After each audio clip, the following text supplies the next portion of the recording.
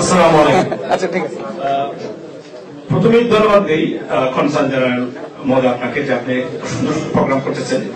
আমাদের যুবতা সেই প্রথম আমরা দেখলাম, ধন্যবাদ। সেকেন্ড থিং হলো স্যার, প্রথমেই আপনাকে ধন্যবাদ দিই যে আপনার মতো একজন যোগ্য মানুষকে বাংলাদেশ ব্যাংকের গভর্নর হিসেবে নিয়োগ দেওয়া হয়েছে। সেকেন্ড থিং হলো আমি একজন ভিকটিম বাংলাদেশের দুর্বৃত্তায়িত অর্থনৈতিক ব্যবস্থাপনা। আমার প্রায় 24 লক্ষ টাকার মতো টাকা আইসাব ইসলামী ব্যাংকে এই রক ব্যাংক। আমার প্রশ্নটা হলো যে আমরা টাকা রেখেছি এই ব্যাংকে, আমার মতো লক্ষ লক্ষ প্রবাসী আছে যারা আমরা টাকাটা রেখেছি, এবং ব্যাংকগুলা অব্যবস্থাপনা এবং দুর্বৃত্তায়িত ব্যবস্থা, it was watched by the government. So government is responsible for this crime.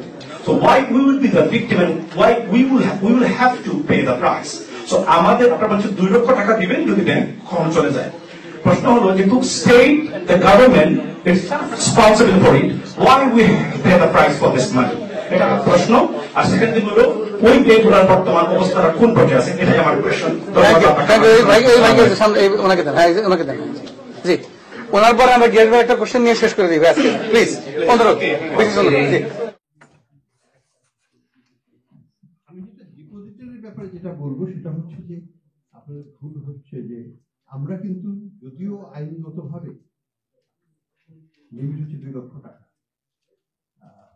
Minimum, যেটা প্রত্যেক ডিপোজিটর পাবে নো ম্যাটার হোয়াট, কিন্তু বাস্তবে আমাদের রাজনৈতিক সিদ্ধান্ত হচ্ছে যে আমরা সব ডিপোজিটর সব টাকাই আমরা ফেরত দেব।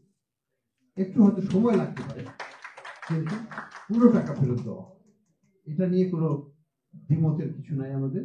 আমরা হিসাবে নিয়ে আমলে নিয়েই আমাদের ব্যাংকিং করছি, এবং কস্ট আমরা মনে করি যে অবসায়ন করলে পরে কস্টটা সরকারের অনেক বেশি হবে। অবসায়ন মানে মার্জ করতে পারলে এবং সরকারের কিছু ক্যাপিটাল দিয়ে সেটাকে শক্তিশালী করতে পারলে, ডিপোজিটররা টাকাটা উইথড্র না করলে আমাদের প্রবলেমটা কিন্তু সলভ হবে।